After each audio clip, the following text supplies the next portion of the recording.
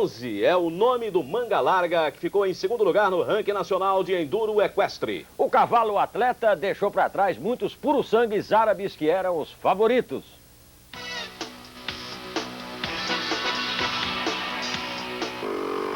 Esse enduro a gente já conhece. São motos de até 30 cavalos de força, enfrentando muito mato e morro. O motoqueiro é em cima, ou melhor, nem sempre.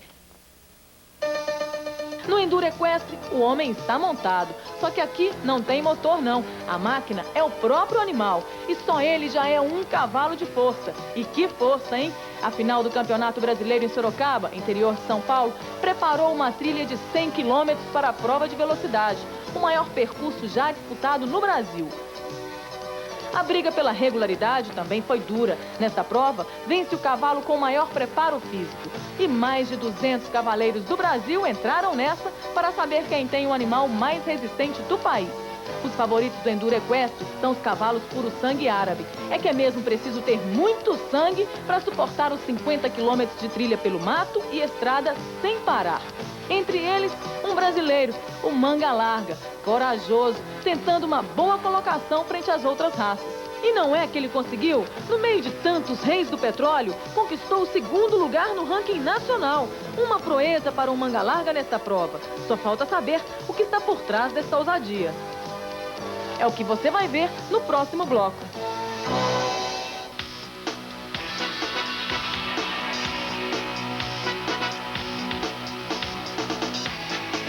Depois de encarar os puros sangue árabes na final do enduro equestre, teve gente que ficou com pinta de sultão, apesar do jeitinho da raça brasileira, e não consegue esconder o sorriso. O que será que está por trás de tal façanha?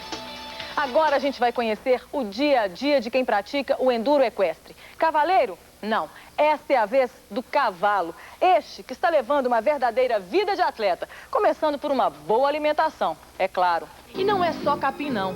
Tem ainda uma ração concentrada com tudo que um animal esportista precisa. O segredo da ousadia de um manga larga, estar à altura das raças das Arábias, é uma experiência inédita no preparo físico de um cavalo no interior de São Paulo.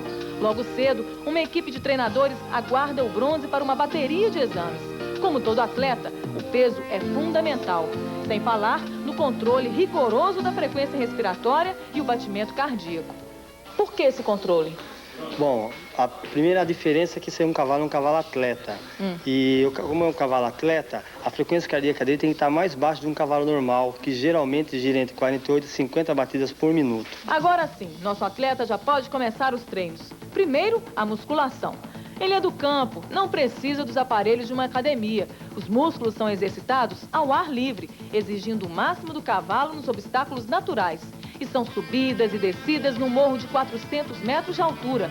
É 1, 2, 3, 4, 5 vezes. Uma série de mais de 30 minutos. E vem chegando a equipe técnica para avaliar o fôlego do atleta. Qual seria o limite da frequência cardíaca dele? Ó, desse cavalo, 120 é o limite máximo dele, mas o limiar de treinamento dele é 98 batidas por minuto. Quer dizer, ele está ainda a 85% do limiar dele. Não pode passar do limiar? Não pode passar do limiar. E lá vai o cavalo direto para a água. Mas não é para refrescar o atleta, não. É natação mesmo. Um exercício aeróbico que também trabalha os músculos sem o impacto. O corpo todo dentro da água, atravessando a represa. O cavaleiro, coadjuvante na reportagem, fica boiando e conduz o animal. E são mais 40 minutos nadando sem parar.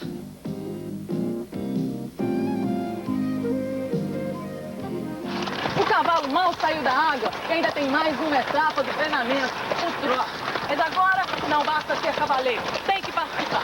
O nosso atleta não carrega mais o homem. Ele do chão acompanha o cavalo correndo. Por quê?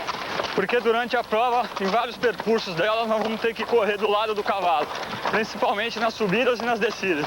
Esse trote é quantos quilômetros mais ou menos? Para mim, eu faço um treinamento de 10 quilômetros. Para o cavalo, uns 30, 35 quilômetros.